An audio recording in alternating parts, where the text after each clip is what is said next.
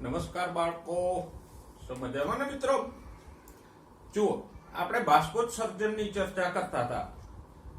આપણે જોયું કે બાષ્પોત્સર્જન કોને કહેવાય અને બાષ્પોત્સર્જન મુખ્યત્વે કોના આમ ત્રણ પ્રકારે થાય, પણ મુખ્ય કોના દ્વારા થાય? વાયુરંધ્રો દ્વારા થાય. ઓકે, વાયુરંધ્રો ખોલબંધ કેવી રીતે થાય એ પણ ભણી ગયા. અને વિશેષમાં મેં તમને એ પણ કીધું હતું કે બાષ્પોત્સર્જન દ્વારા ઉત્પન્ન થતું ખેંચાણ બળ, એ જે સિદ્ધાંત આપણે ભણ્યા એની ચર્ચા બાષ્પોત્સર્જન સમજ્યા પછી પણ આવશે. તો હવે એ ચર્ચા ફરીથી શરૂ કરીએ કે બાષ્પોત્સર્જનથી થતા ખેંચાણ બળ દ્વારા રસારોહણ કે પાણીનું ઉર્ધ્વ વહન કેવી રીતે થાય. આપણે શરૂઆતમાં એટલું ભણી ગયા કે ડિક્સને જે બાષ્પોત્સર્જનના ખેંચાણ બળનો સિદ્ધાંત આપ્યો એ કેવો હતો? તો કે બાષ્પોત્સર્જન થાય એટલે પર્ણના કોષો પર્ણની જલવાહકમાંથી પાણી ખેંચે અને એ પાણીના ખેંચાણને કારણે જલવાહકમાં મૂળથી પાણી ઉપર તરફ ખેંચાય. એટલું આપણે સમજ્યા. હવે એ જોઈએ કે એ ખેંચાણમાં કયા કયા બળો લાગે, મદદરૂપ થાય અને ખેંચાણ એક્ઝેક્ટ કેવી રીતે સર્જાય. તો જો બાષ્પોત્સર્જન દ્વારા થતા ખેંચાણમાં મુખ્યત્વે ચાર ભૌતિક લક્ષણો કે ચાર ભૌતિક બળો મદદરૂપ થાય. પહેલું બળ મદદરૂપ થતું હોય તો એ છે સંલગ્ન બળ.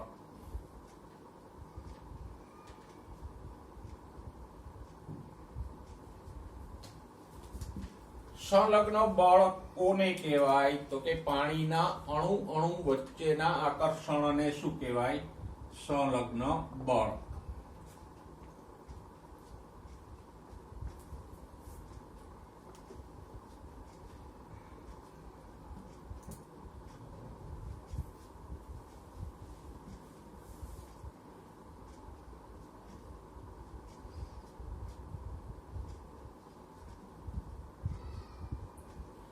તમે જાણો છો કે પાણીનો અણુ ધ્રુવીય છે.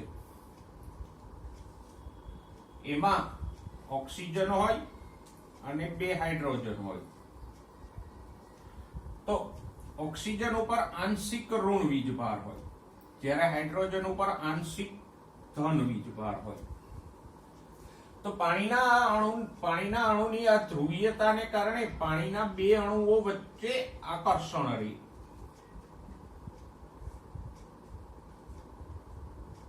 આમ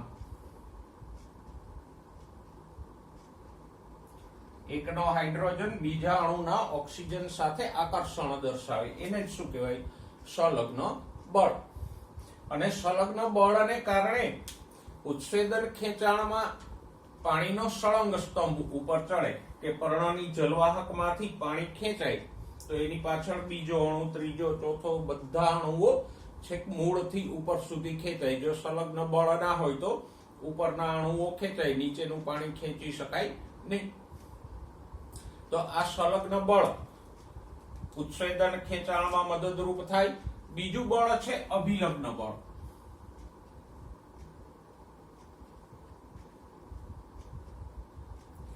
અભિલગ્ન બળ એટલે પાણીના અણુ અને અન્ય અણુ વચ્ચેનું આકર્ષણ. અહીંયા અન્ય અણુ કયો હોય?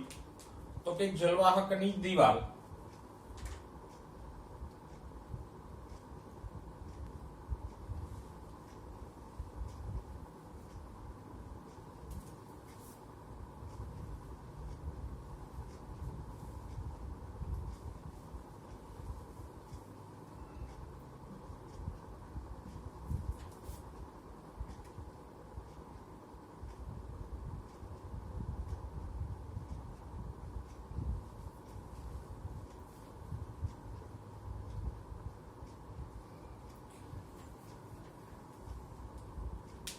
ફોર એક્ઝામ્પલ, અહીંયા જલવાહકની દિવાલ છે.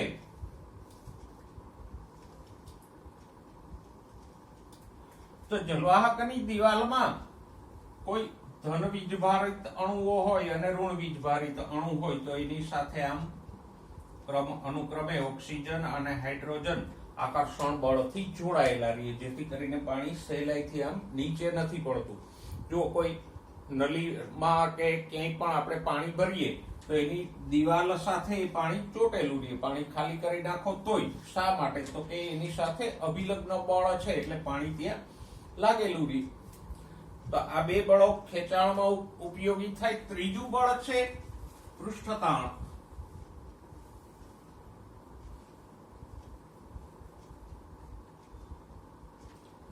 પૃષ્ઠતાણ એટલે તો કે પ્રવાહી અવસ્થામાં પાણીના જે સપાટીના અણુઓ હોય એ વધારે ગીચ હોય અને સપાટીનું જે ખેંચાણ છે એને તમે પૃષ્ઠતાણ કહી ગયા. તો પ્રવાહી અવસ્થામાં જે આકર્ષણ હોય પાણીના અણુઓ વચ્ચે એને કહેશું પૃષ્ઠતાણ.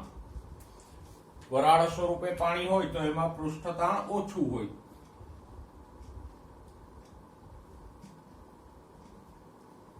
પ્રવાહી અવસ્થામાં સપાટીના અણુઓ વચ્ચેનું આકર્ષણ એને કહેશું પૃષ્ઠતાણ.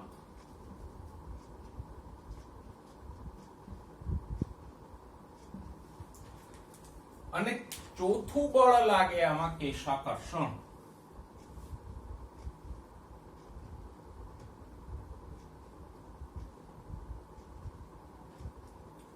કેશ એટલે વાળ.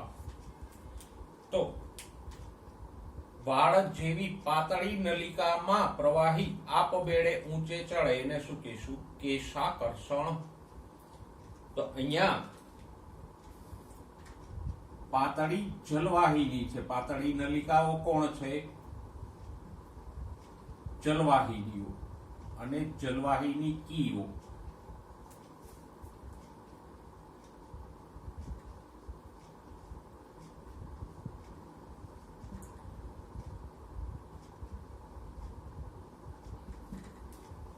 જલવાહિની જ નહીં, કોઈ પણ પાતળી બારીક નલિકાને તમે પ્રવાહીમાં રાખો તો પ્રવાહી આપમેળે એમાં ઊંચે ચડશે. એને શું કહેવાય? કેશાકર્ષણ. અહીંયા નલિકા તરીકે કોણ કામ કરે છે?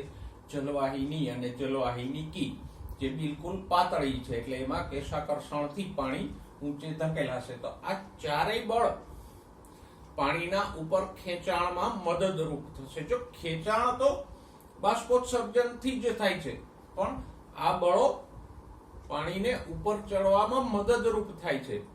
ફોર એક્ઝામ્પલ, સંલગ્ન બળ છે તો એને કારણે પર્ણ તરફના અણુઓ ખેંચાય તો એની પાછળ બધા અણુઓ છે મૂળથી ઉપર તરફ ખેંચાય. તો એવી રીતે આ બળો ખેંચાણમાં મદદરૂપ થાય છે. કયા કયા? ચાર બળો છે: સંલગ્ન બળ, અભિલગ્ન બળ, પૃષ્ઠતાણ અને કેશાકર્ષણ. ચારેય બળો બરાબર સમજાઈ ગયા. તો હવે આપણે એ જોઈએ કે એક્ઝેક્ટ કેવી રીતે બાષ્પોત્સર્જનનું ખેંચાણ સર્જાય. તો કે આ જલવાહક પેશી છે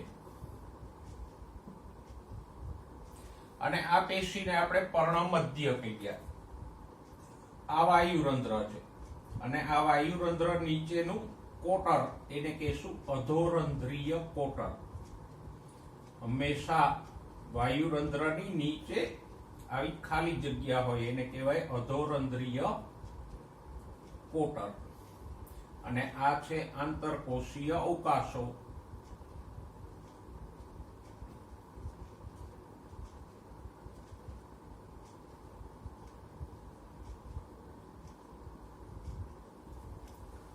બરાબર.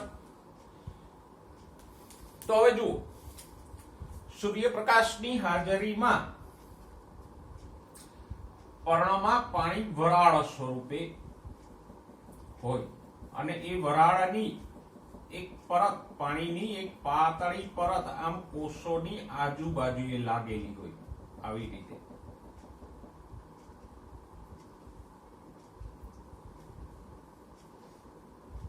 જેમ આપણે કોઈ પણ વસ્તુને ભીંજવીને રાખીએ તો કેમ એક પાણીની પરત અભિલગ્ન બળને કારણે એની આજુબાજુએ વીંટળાયેલી રહે, એમ અહીંયા પણ પાણીની આવી પાતળી પરત કે પડ કોષોની ફરતે વીંટળાયેલી હોય. હવે સૂર્યપ્રકાશ આવે એટલે શું થાય? તો કે આ પાણીની વરાળ થાય. અહીંયા વરાળનું સંકેન્દ્રણ વધારે છે, વાતાવરણમાં વરાળનું સંકેન્દ્રણ ઓછું છે, એટલે વરાળ બહાર આવશે અને આ પાણીની વરાળ બહાર આવે એને જ આપણે શું કહીએ? બાષ્પોત્સર્જન. બાષ્પ એટલે વરાળ, ઉત્સર્જન એટલે ઉત્પન્ન નિકાલ થવો. તો આમ વરાળ બહાર આવે છે. શા માટે આવે છે? તો કે અહીંયા આ અધોરંધ્રીય કોટરો અને આંતરકોશીય અવકાશોમાં વરાળનું સંકેન્દ્રણ વધારે છે, વાતાવરણમાં ઓછું છે, એટલે વરાળ આમ પ્રસરણથી બહાર આવશે. હવે પાણીની આ વરાળ પ્રસરણથી બહાર આવે એટલે પાછળ આ પાણીની પરત છે એ પણ આમ ખેંચાશે. બે રીતે વરાળ બહાર આવવાથી અને આ પાણી કોષો દ્વારા શોષાઈ જાય, પ્રસરીને કોષોમાં જાય તો પણ આ પાણીની પરત છે એ આમ ખેંચાશે. અને અહીંથી પાણીની પરત ખેંચાય એટલે એ પરત છે એક જલવાહકથી પાણી આમ ખેંચશે. તો આવી રીતે બાષ્પોત્સર્જનથી જલવાહકમાંથી ખેંચાણ થાય અને એ ખેંચાણ થાય એને જ આપણે શું કહીએ? બાષ્પોત્સર્જન દ્વારા ઉત્પન્ન થતું ખેંચાણ બળ, ટ્રાન્સપિરેશન પુલ. અને એ પાણી ખેંચાય એટલે છેક મૂળથી આખો પાણીનો સ્તંભ સળંગ ઉપરની તરફ આવે. તો આખી વાત સમજાઈ ગઈ. જો મુદ્દો બાષ્પોત્સર્જન છે, પણ આ પેજ ઉપર આપણને ચર્ચા શેની આપી છે?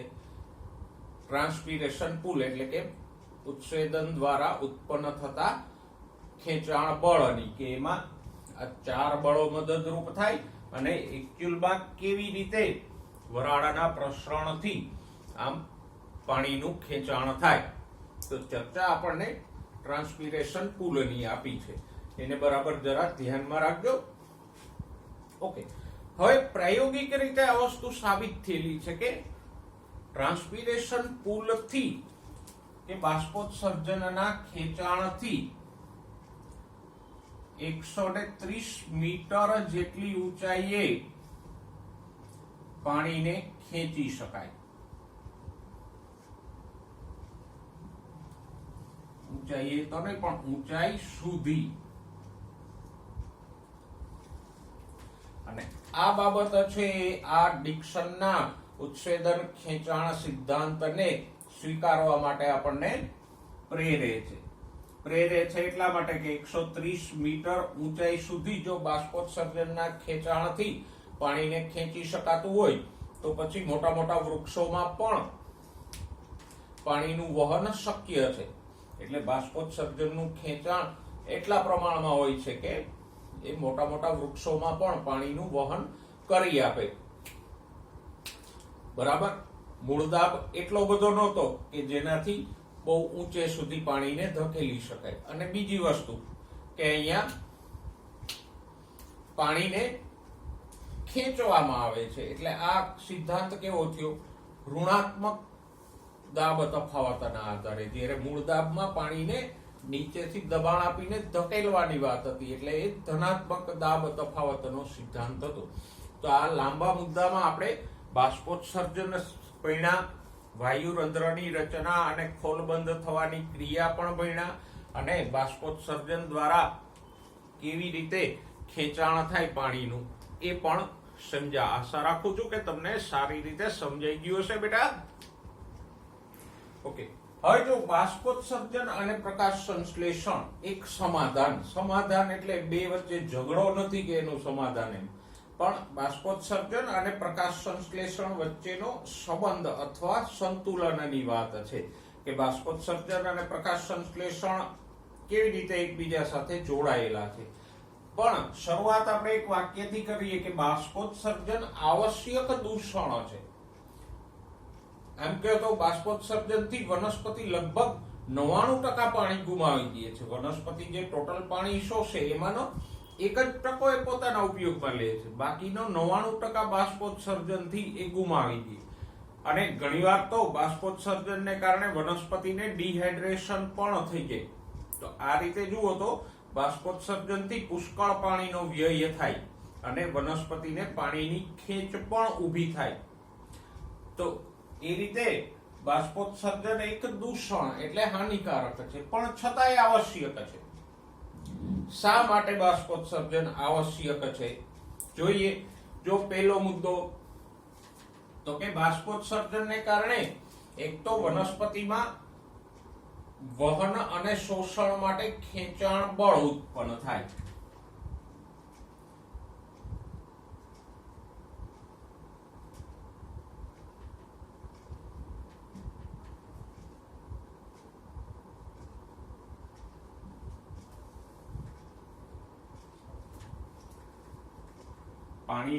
પાણી અને ખનિજોના વહન અને શોષણ માટે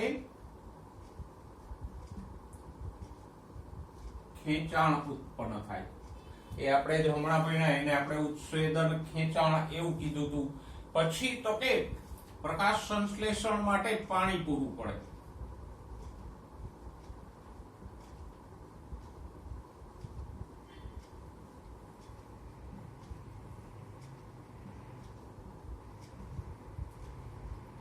બાષ્પોત્સર્જન થાય તો શોષણ અને વહન થાય પાણીનું, અને તો પ્રકાશ સંશ્લેષણ માટે પાણી પર્યાપ્ત માત્રામાં પૂરું પડે. કારણ કે પ્રકાશ સંશ્લેષણમાં આપણે ભણી ગયા સમીકરણ શું છે? 6CO2 + 12H2O.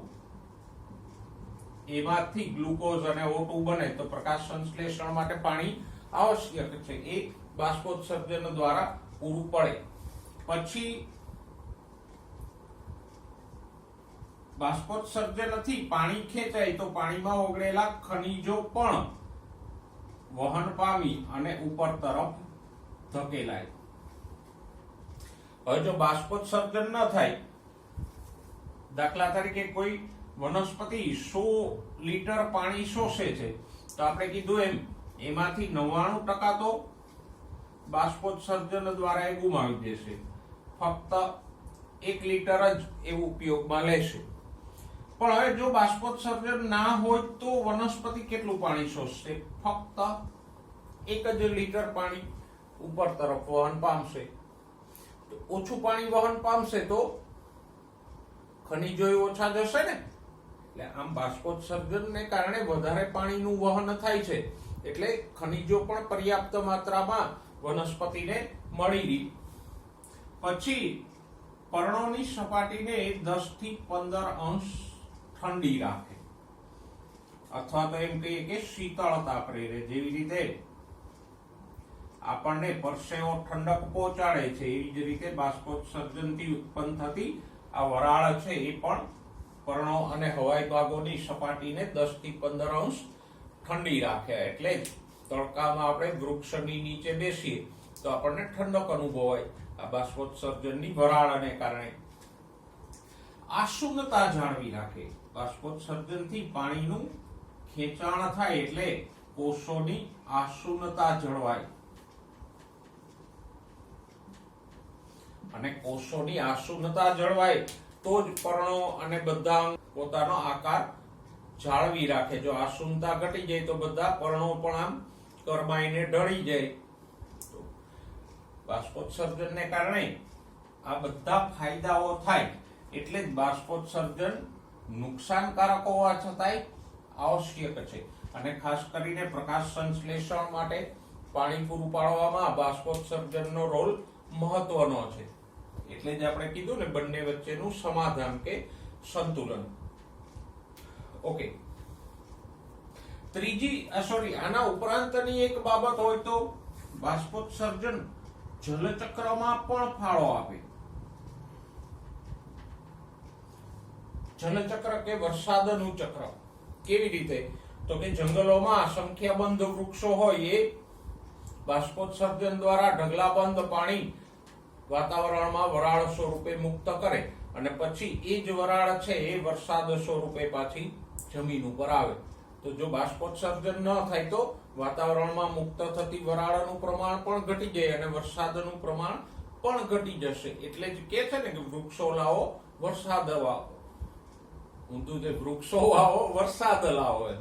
તો એ બાષ્પોત્સર્જન જલચક્રમાં પણ ફાળો આપશે. તો આ બધી બાબતો બાષ્પોત્સર્જનની મહત્વની છે.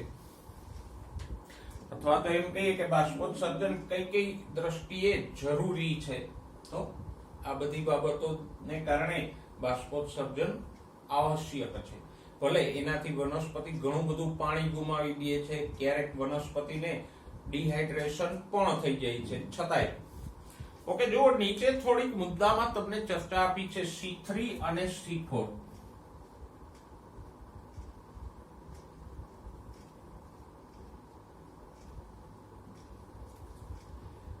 આ બે શું છે તો કે પ્રકાશ સંશ્લેષણ દરમિયાન ગ્લુકોઝનું નિર્માણ કરવાના બે પથ છે.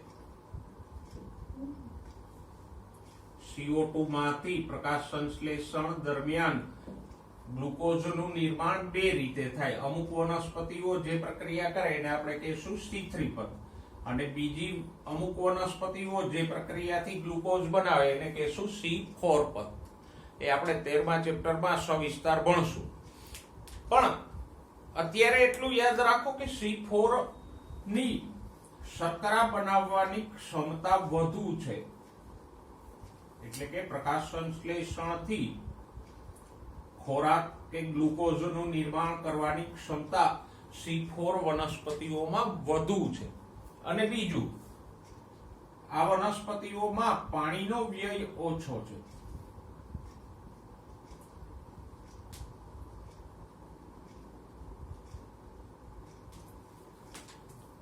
જો બે વનસ્પતિઓને C3 અને C4 પ્રકારની વનસ્પતિઓને સમાન કાર્બન ડાયોક્સાઇડ આપો તો એનું સંયોગીકરણ એટલે કે એને ગ્લુકોઝમાં ફેરવવા માટે C4 અડધું પાણી વાપરે છે. દાખલા તરીકે આપણે બેયને 1 મોલ CO2 આપીએ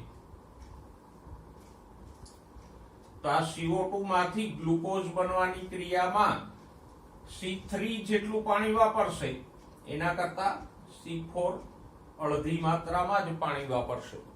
તો એ અહીંયા મહત્વનો ફાયદો છે C4 વનસ્પતિઓમાં. C3 અને C4 પ્રક્રિયાઓ કેવી રીતે થાય એ આપણે 13મા ચેપ્ટરમાં સમજશું. ઓકે બેટા, જુઓ, આપણે પાણીના શોષણ અને વહનની વાત સવિસ્તાર કરી ઘણી બધી. હવે ખનિજોના શોષણ અને વહનની વાત કરશું, અને એના પછી ખોરાકના વહનની વાત કરશું. કારણ કે મુખ્યત્વે આ બધા પદાર્થો વહન પામે, પાણી, ખનિજો અને ખોરાક. વનસ્પતિ અંતઃસ્ત્રાવોનું વહન થાય પણ એ તો બહુ અલ્પ માત્રામાં હોય, એટલે એની કોઈ ચર્ચા આપણે કરશું નહીં. તો આપણે પાણીના લાંબા અંતરના વહનની, એમ કે શોષણ અને વહનની સવિસ્તાર ચર્ચા કરી ગયા. પાણી કેવી રીતે જમીનમાંથી જલવાહકમાં આવે એના માટે આપણે અપદ્રવ્ય પથ, સદ્રવ્ય પથની વાત કરી ગયા. પછી પાણી જલવાહકમાં ઉપર તરફ કેવી રીતે ચડે એના માટે આપણે મૂળદાબ સિદ્ધાંત અને ઉત્સેદન ખેંચાણ સિદ્ધાંત ભણ્યા, બાષ્પોત્સર્જન ભણ્યા. તો હવે એવી જ રીતે ખનિજ પોષકો એટલે ખનિજ દ્રવ્યોનું વહન અને વિતરણની વાત કરી લી. અહીંયા પણ આપણે બે ભાગમાં જ વાત કરશું. પહેલું, ખનિજ પોષકોનું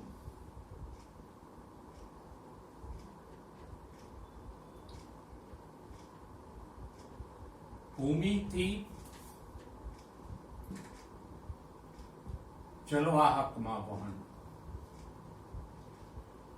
જેમ પાણીમાં આપણે આ મુદ્દામાં અપદ્રવ્ય પથ, સદ્રવ્ય પથ ભણ્યા હતા ને, એ જ રીતે ખનિજો માટે પણ પેલા એટલું ભણશું, અને પછી જલવાહકમાં ખનિજો કેવી રીતે ઉપર જાય એની વાત કરશું.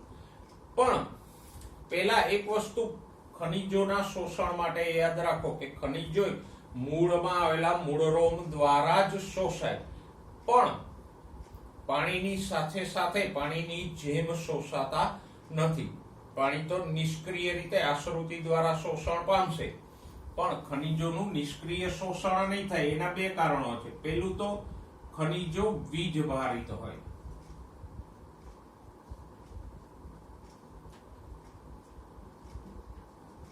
જમીનમાં પાણીમાં ઓગળેલા જે કઈ ખનિજો હોય એ મોસ્ટલી કેવા હોય? વીજભારિત, કાં તો ધન અથવા ઋણ. અને આવા વીજભારિત ખનિજો પ્રસરણ દ્વારા શોષી શકાય નહીં.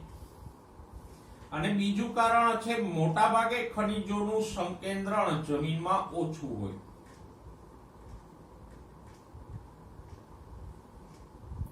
ભૂમિય જળમાં ખનિજોનું સંકેન્દ્રણ ઓછું હોય, કોષની અંદર વધારે હોય. તો દાખલા તરીકે એક મૂળ રોમનો કોષ છે, તો અહીંયા કોઈ પણ ખનિજનું સંકેન્દ્રણ ઓછું છે, અહીંયા વધારે છે, તો પછી અહીંયા વધુ સંકેન્દ્રણ છે, અહીંયા ઓછું છે. હવે જો ખનિજોને આમ લેવા હોય અંદર, તો આ વહન કેવું થયું? સંકેન્દ્રણ ઢાળ વિરુદ્ધ. અને સંકેન્દ્રણ ઢાળ વિરુદ્ધ વહન કરવું હોય તો એમાં એટીપી ની ઉર્જા વાપરવી પડે, ને એટીપી વપરાય એટલે કેવું વહન થયું? સક્રિય વહન થયું. તો આ બે મુદ્દા, ખનિજો વીજભારિત હોય અને જમીનમાં એનું સંકેન્દ્રણ ઓછું હોય, આ બે કારણોસર ખનિજ તત્વોનું હંમેશા સક્રિય વહનથી શોષણ થાય, એટીપી ની ઉર્જા વાપરીને.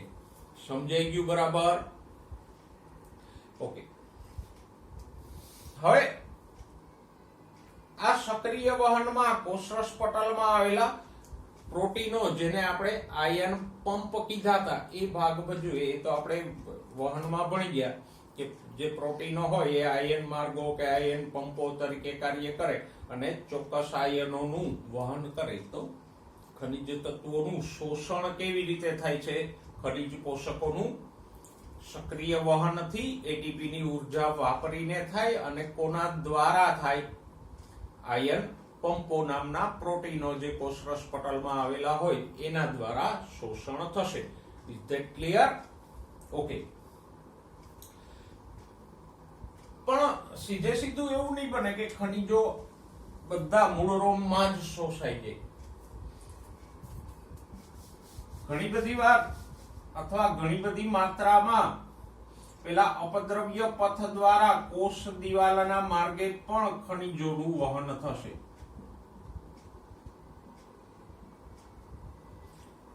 અપદ્રવ્ય પથ આપણે ભણ્યા ને, કે જે કોષ દિવાલ અને આંતરકોષીય અવકાશો દ્વારા પાણી અંદર પ્રવેશે. તો પાણીમાં ઓગળેલા ખનિજો પણ આગળ જશે. પણ ક્યાં સુધી એ વહન થશે? તો કે અંતઃસ્તર સુધી. આપણે ભણી ગયા કે અંતઃસ્તરમાં સુબેરિનની બનેલી અપ્રવેશશીલ કાસ્પેરિયન પટ્ટિકાઓ હોય કે જે કોષ દિવાલના માર્ગે પાણી કે ખનિજોને આગળ જવા દેતું નથી. થોડુંક આપણે દોરીએ અહીંયા.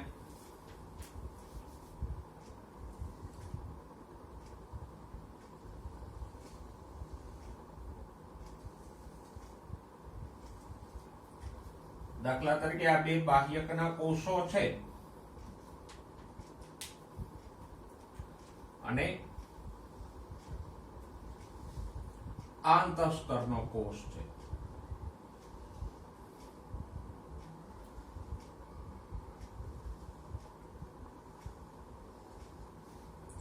તો અંતઃસ્તરના કોષોમાં અહીંયા વચ્ચે કાસ્પેરિયન પટ્ટિકાઓ હોય.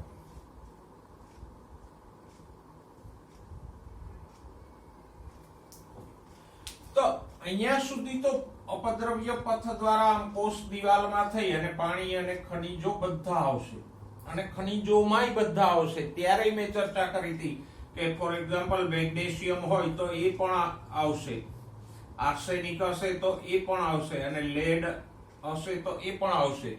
એમાંથી મેગ્નેશિયમ જરૂરી છે, આ જરૂરી નથી, પણ બધા અપદ્રવ્ય પથ દ્વારા અહીંયા સુધી તો આવશે. અહીંથી શું થશે? તો કે પાણી અને ખનિજોએ ફરજિયાત આમ કોષરસ પટલને પાર કરવું પડશે. હવે કોષરસ પટલ પસંદગીમાન પટલ છે એટલે બધા જ નહીં આવવા જોઈએ. ઉદાહરણ તરીકે અહીંયા જે આયનો છે એમાંથી આ કામનો આયન છે અને આ નકામો આયન છે. કોષરસ પટલ પસંદગીમાન પ્રવેશશીલ છે એટલે ફક્ત જરૂરિયાતના અણુઓને જ અંદર આવવા દેશે, આને અંદર આવવા દેશે, આને અંદર આવવા દેશે નહીં. એ બિચારો અહીંયા ને અહીંયા પડ્યો રહેશે. આમ અંતઃસ્તરના કોષો પાસે આ જે પાર પટલ વહન થાય છે કોષરસ પટલની આરપાર, એને કારણે ખનિજોના પ્રવેશનું નિયંત્રણ થાય કે જરૂરિયાત હોય એ જ ખનિજ પોષકો અંદર આવે, બધા આવી શકતા નથી. અને આમ અંતઃસ્તરના કોષો ખનિજ પોષકો માટે નિયંત્રણ બિંદુ તરીકે વર્તે છે. સમજાઈ ગયું? તો આ રીતે ખનિજોનું સક્રિય વહનથી શોષણ થાય, અપદ્રવ્ય સદ્રવ્ય પથ બંને દ્વારા થાય, અને એનું નિયંત્રણ ક્યાં થશે? તો કે આ કાસ્પેરિયન પટ્ટિકાઓ પાસે અંતઃસ્તરના કોષો દ્વારા ઉપયોગી ખનિજો અંદર આવશે, બિનઉપયોગી હશે એ બહાર જ રહી જશે બાહ્યકના પ્રદેશમાં જ. તો આવી રીતે ખનિજોનું વહન અને શોષણ આપણે સમજ્યા. હવે ખનિજોનું ઉર્ધ્વ સ્થળાંતરણ, ખનિજોના વહન અને વિતરણમાં બીજો ભાગ આપણે ભણીએ, ખનિજોનું ઉર્ધ્વ સ્થળાંતરણ. જલવાહકમાં એકવાર ખનિજો પહોંચી જાય પછી શું થાય એનું?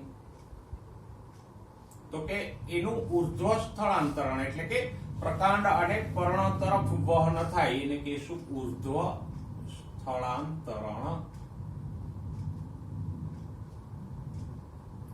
ઓકે, પણ એમાં ખાસ કોઈ એવો સિદ્ધાંતની જરૂર નથી. જલવાહકમાં એક વખત ખનિજો આવી ગયા પછી તો ઉત્સેદન ખેંચાણથી પાણીનું શોષણ થાય, તો પાણી ભેગા ભેગા ખનિજો પણ ઉપર ચડશે. જેમ આપણે સ્ટ્રોથી શરબત ચૂસીએ છીએ તો જે ખેંચાણ બળ આપણે લગાવીએ એને કારણે ગ્લાસમાં રહેલું પાણી પણ આવે, પાણીમાં ઓગળેલી ખાંડ પણ આવે અને મીઠું પણ આવે છે ને, કે નથી આવતું? કે એને અલગથી આપણે ચૂસવું પડે. તો એ જે એમાં જેમ પાણીમાં ઓગળેલા બધા પદાર્થો ખેંચાય છે, એમ જલવાહકમાં પણ ઉત્સેદન ખેંચાણથી પાણીમાં ઓગળેલા બધા ખનિજો ઉપર તરફ ખેંચાણ પામશે. એના માટે કોઈ અલગ સિદ્ધાંત કે અલગ પ્રક્રિયાની આવશ્યકતા નથી. એ તો ટૂંકું ટચ અને સીધું સરળ છે. પણ હવે બે શબ્દોને સમજી લો. એક છે સિંક. કોને કહેવાય? તો કે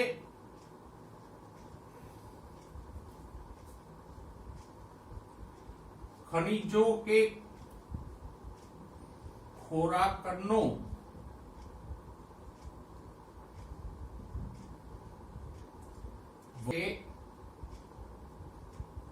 સંગ્રહ કરતો ભાગ કે અંગ છે એને શું કહેવાય? સિંક. અને બીજો શબ્દ છે સ્ત્રોત.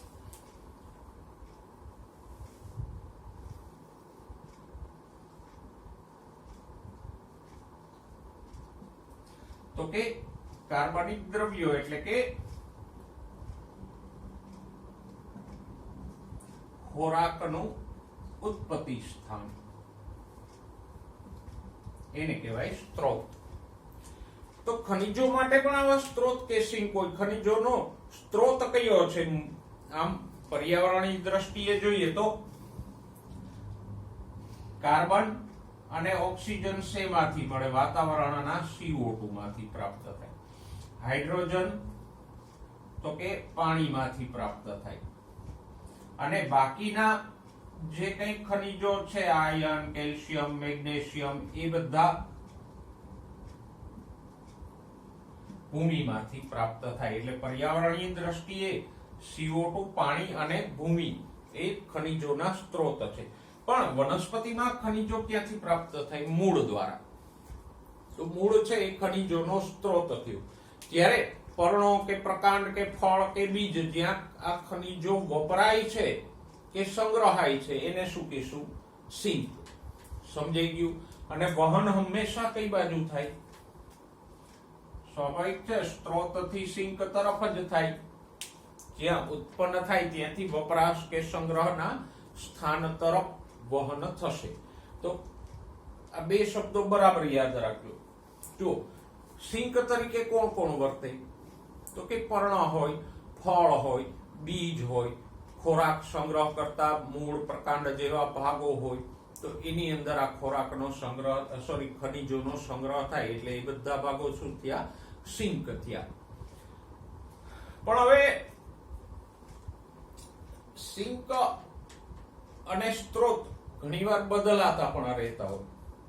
દાખલા તરીકે અગાઉ પણ આપણે ભણ્યા ચેપ્ટરની પ્રસ્તાવનામાં એકદિશીય અને બહુદિશીય વહનમાં કે ખનિજોનું વહન દ્વિદિશીય છે. કેવી રીતે?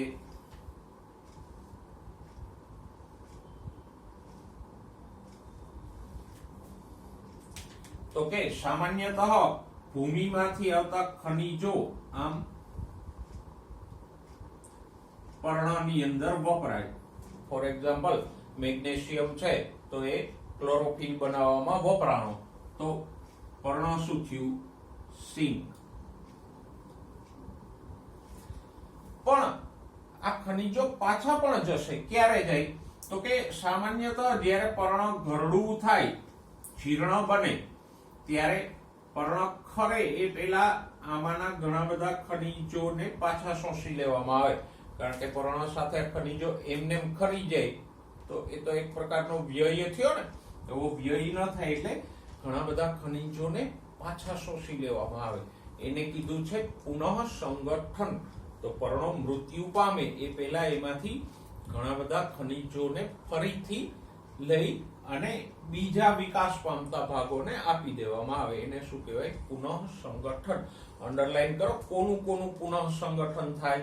તો કે સલ્ફર, ફોસ્ફરસ, નાઇટ્રોજન, પોટેશિયમ એ બધા આમ પુનઃ સંગઠન પામશે.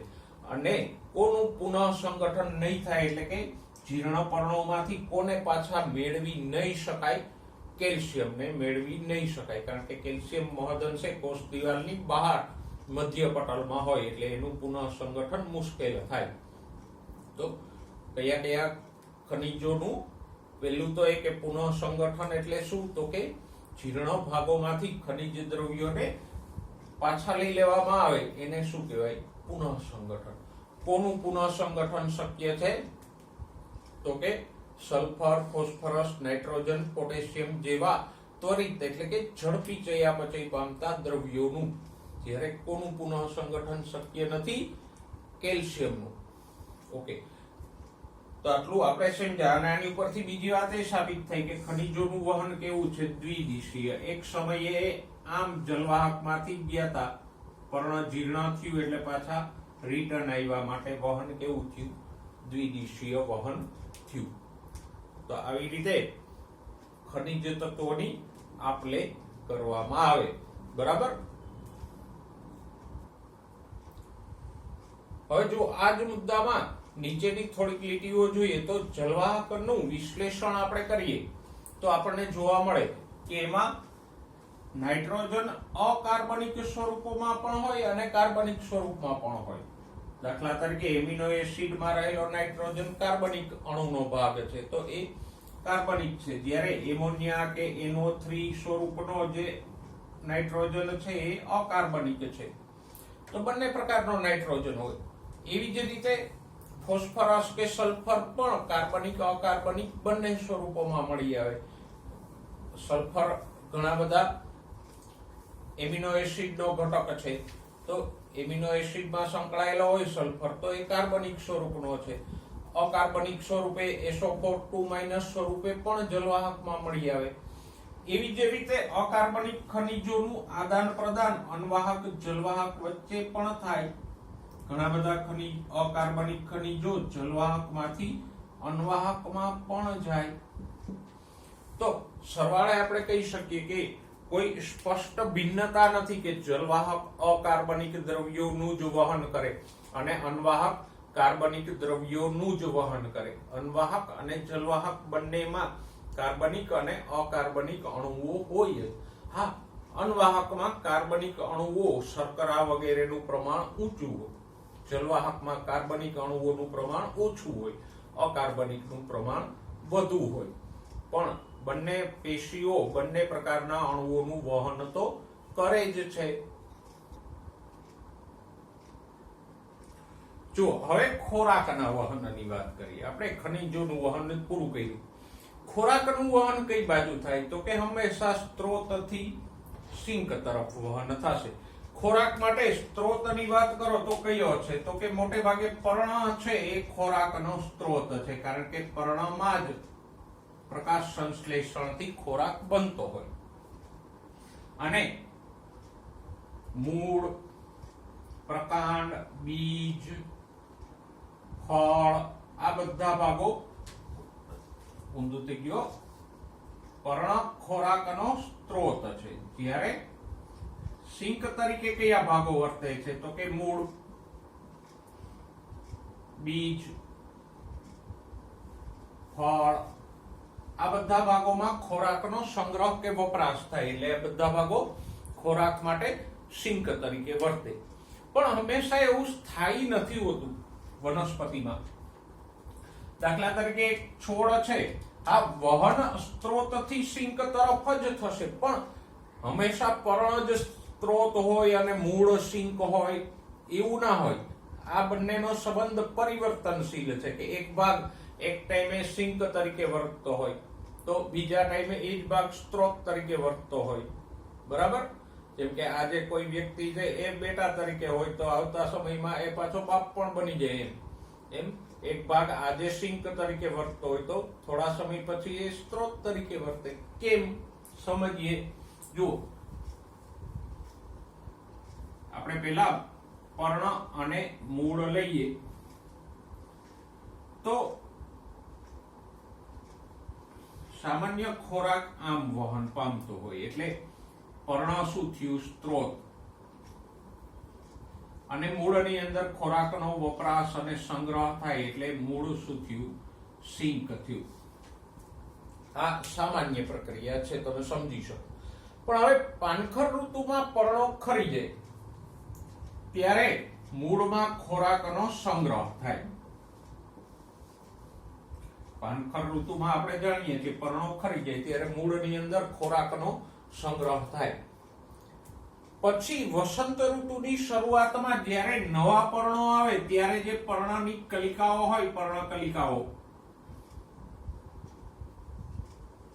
એને ખોરાક ક્યાંથી મળે? એમાંથી નવા પર્ણો ઉત્પન્ન થાય તો એને શરૂઆતમાં ખોરાક ક્યાંથી મળે? તો કે આ મૂળમાં સંગ્રહાયેલો ખોરાક એ કલિકાઓને પ્રાપ્ત થશે.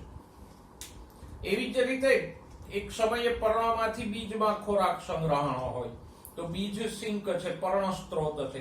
પણ એ બીજનું અંકુરણ થાય અને એમાંથી નવા પર્ણો ફૂટે ત્યારે બીજમાંથી ખોરાક એ વિકસતા પર્ણોમાં જાય તો હવે બીજ સ્ત્રોત થયો, પર્ણો સિંક થયા. તો આમ સમયાંતરે આ સ્ત્રોત અને સિંકની ભૂમિકા છે એ બદલાયા કરે છે. સમજાય છે? તો આ સ્ત્રોત અને સિંકનો સંબંધ કેવો છે? પરિવર્તનશીલ છે. અને બીજી વાત, ખોરાકનું વહન પણ કેવું થયું? દ્વિદિશીય થયું ને. એક સમયે આમ આવ્યો તો એક સમયે એ આ તરફ ગયો. તો ખનિજોની જેમ ખોરાકનું વહન પણ કેવું છે? દ્વિદિશીય છે. ઓકે, હવે વનસ્પતિમાં ખોરાક કે શર્કરાઓનું વહન ઉર્જા આધારિત છે, સક્રિય વહનથી થશે. કેવી રીતે થશે એની વાત આપણે આગળના મુદ્દામાં કરીએ. પણ મહત્વની વાત એ કે વનસ્પતિમાં અન્વાહક પેશી દ્વારા મુખ્યત્વે ખોરાકનું વહન થાય.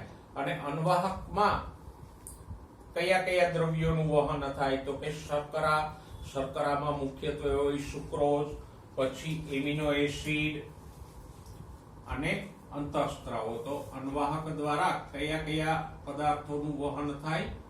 સુક્રોઝ, પછી અન્ય શર્કરાઓ,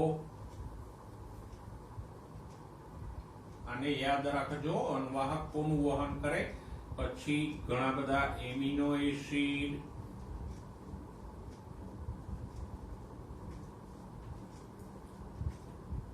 અંતઃસ્ત્રાવો અને થોડાક પ્રમાણમાં અકાર્બનિક ખનિજ પોષકો.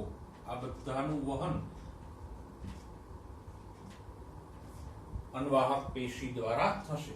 અને આ બધા પદાર્થોનું વહન કયા સિદ્ધાંતથી થાય? તો કે એ જ સિદ્ધાંત જે આપણે પાણી માટે અને ખનિજો માટે ભણી ગયા, જેને સામૂહિક વહન કે સ્થળાંતરણ કહેતા હતા.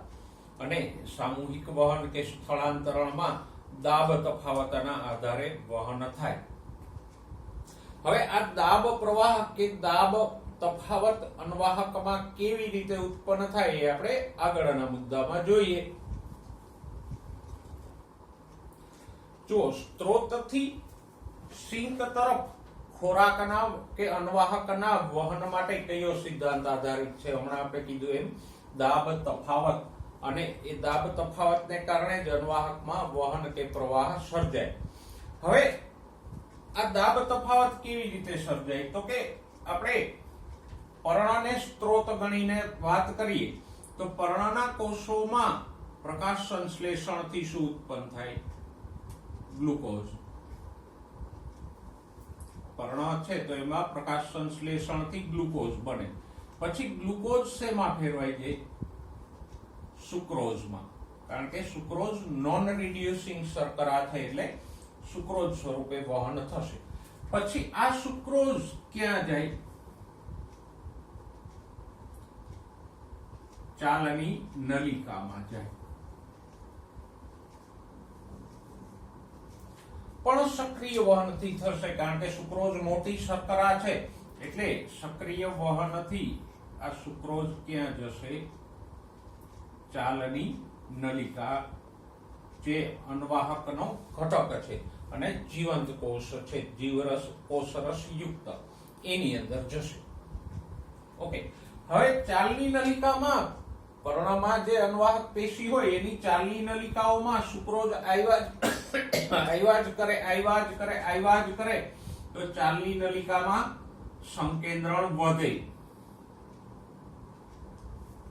સ્વાભાવિક છે ને, જેમ પાણીમાં તમે ગ્લુકોઝ ઉમેર્યા કરો તો પાણીનું સંકેન્દ્રણ વધે, એમ ચાલની નલિકામાં પણ સંકેન્દ્રણ વધે. સંકેન્દ્રણ વધે એટલે બાજુની જલવાહકમાંથી પાણી ક્યાં આવશે? ચાલની નલિકામાં. અને અંતઃસ્ત્રચનામાં આપણે ભણી ગયા અન્વાહક અને જલવાહક પેશીઓ બાજુમાં કે નજીક જ હોય એટલે જેવું ચાલની નલિકામાં સાંદ્રતા વધે એટલે આશ્રુતિથી પાણી જલવાહકમાંથી અન્વાહકની ચાલની નલિકાઓમાં આવશે. હવે સ્ત્રોત એટલે પર્ણ તરફ આ બધી પ્રક્રિયા થઈ. અને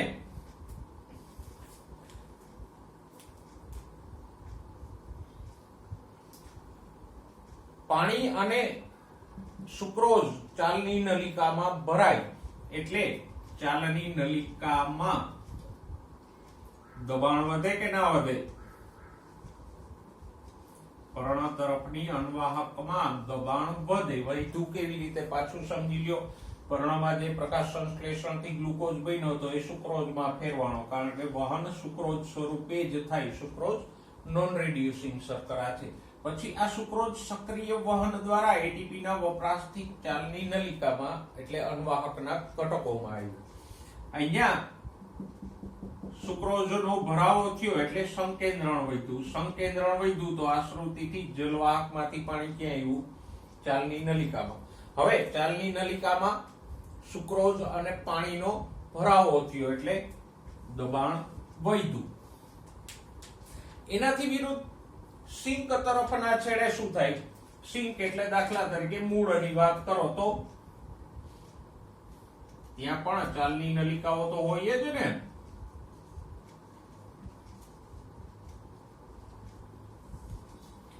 તો ત્યાં સક્રિય વહનથી સુક્રોઝ બહાર આવશે. જો અહીંયા સુક્રોઝ ચાલની નલિકામાં જાય કે આવે, બે વારનું વહન કેવું છે? સક્રિય વહન જ છે, કારણ કે સુક્રોઝ મોટો અણુ છે એટલે એનું નિષ્ક્રિય વહન નહીં થઈ શકે. સક્રિય વહનથી ક્યાં આવે? તો કે સિંકના કોષોમાં આવે અને ત્યાં આઈધર સંગ્રહ પામે કે વપરાઈ જાય. પણ અહીંથી સુક્રોઝ બહાર આવ્યો એટલે શું થાય? ચાલની નલિકામાં હવે સંકેન્દ્રણ ઘટે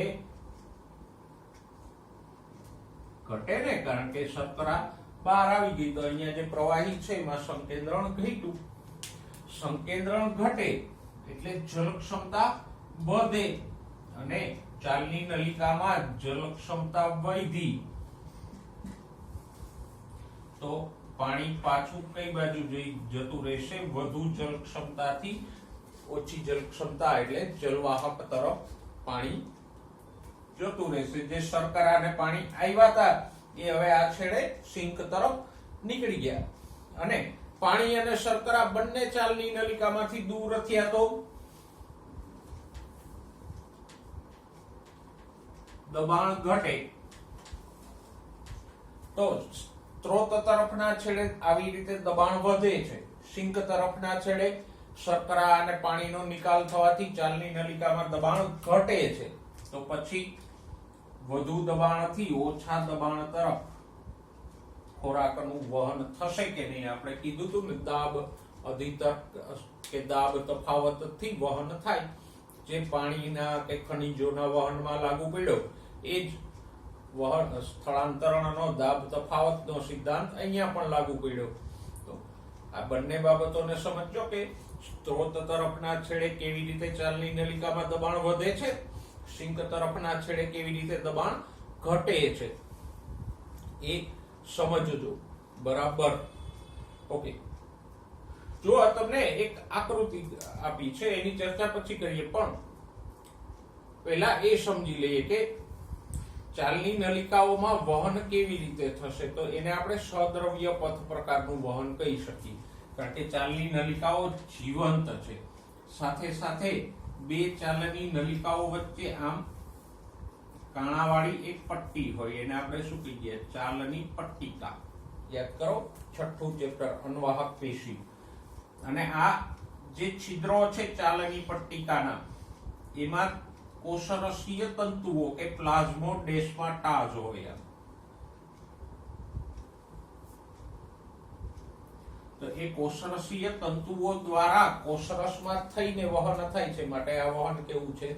સદ્રવ્ય પથ પ્રકારનું વહન એને આપણે કહી શકીએ. હવે આકૃતિની વાત કરીએ. જો પુસ્તકમાં આપેલી આકૃતિને રિફર કરો તો સરળ છે. નીચેના ભાગે મૂળ આપ્યું છે એ શું છે? તો કે પાણી માટે એ સ્ત્રોત છે. ઉપરની તરફ પર્ણ આપ્યું છે તો પર્ણ શું છે? શર્કરાઓ માટેનો સ્ત્રોત છે. અને પર્ણમાં જુઓ, વાંચો આકૃતિમાં, શર્કરાઓનો ચાલની નલિકામાં પ્રવેશ થાય પર્ણ તરફ અને એને પરિણામે આશ્રુતિથી પાણી પણ ચાલની નલિકામાં પ્રવેશે. અને એટલે જ બાજુમાં લખ્યું છે ને, ઊંચો આસુન દાબ, મીન્સ કે દબાણ વધે. ક્યાં વધે? પર્ણની અન્વાહક પેશીમાં કે ચાલની નલિકામાં દબાણ વધે. સામે પક્ષે મૂળ હોય અથવા તો પ્રરોહાગ્ર એટલે કે અગ્રકલિકા હોય, એમાં નવા પર્ણો બનતા હોય તો ત્યાં ખોરાક વપરાય. તો જુઓ, પ્રરોહાગ્ર પાસે શું લખ્યું છે? તો કે શર્કરાઓ ચાલની નલિકા છોડે એટલે કે ચાલની નલિકામાંથી બહાર આવે અને પાણી પણ એને અનુસરીને જલવાહકમાં જતું રહે. તો શર્કરાનું અને પાણીનો નિકાલ થવાથી એ તરફ દબાણ ઘટે, આસુન દાબ ઘટે.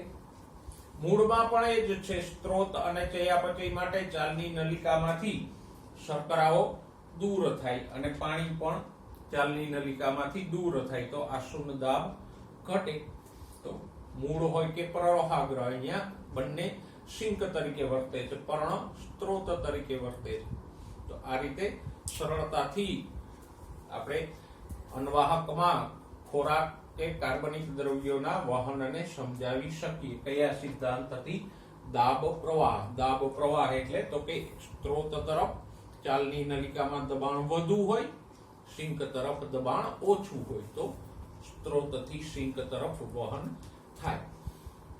ઓકે, જો એક પાછળના પાને લીટી આપી છે કે શર્કરા જટિલ સ્વરૂપમાં જ બહાર નીકળે. જટિલ સ્વરૂપ એટલે આ સુક્રોઝ.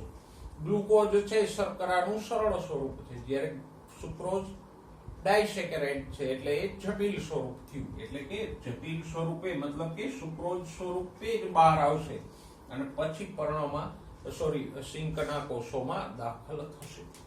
ઓકે, હવે અન્વાહક દ્વારા ખોરાકનું વહન થાય છે એ સમજાવતો એક નાનકડો પ્રયોગ છેલ્લે જોઈ લઈએ. એ પ્રયોગ છે ગર્ડલિંગ.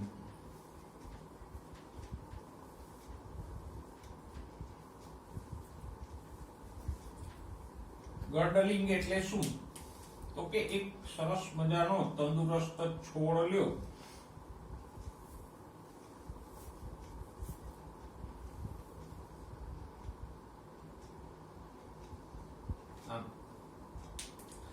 છોડની છાલમાં અંદરના ભાગે અન્વાહક પેશી હોય, એટલે છાલને તમે કાળજીપૂર્વક રીંગ સ્વરૂપે કાપી નાખો.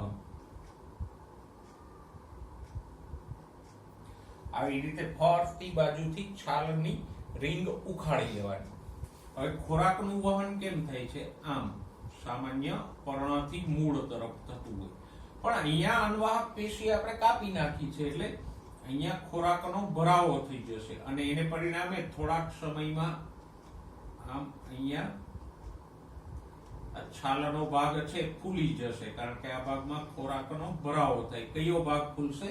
ઉપર તરફનો. આ નીચેની કિનારી વાળો ભાગ નહીં ફૂલે, કારણ કે આ બાજુ તો ખોરાક આવતો જ નથી, તો આ ભાગ ફૂલી જાય. એના આધારે આપણે કહી શકીએ કે અહીંની અન્વાહકમાં ખોરાકનો ભરાવો થયો છે. શા માટે? તો કે વહન આમ એકદિશીય અને નીચે તરફ થાય છે માટે. સમજાઈ ગયું? તો આ પ્રયોગને શું કહેવાય? ગર્ડલિંગનો પ્રયોગ, જે આપણને સમજાવે છે ખોરાકનું વહન અન્વાહક પેશી દ્વારા થાય છે. તો આપણે આપણું આ ચેપ્ટર પૂરું કર્યું. નેક્સ્ટ ટાઈમ નવા મુદ્દાઓ સાથે ફરીવાર મળીશું બાળકો. ત્યાં સુધી સ્વસ્થ રહો, મસ્ત રહો અને ભણવામાં વ્યસ્ત રહો.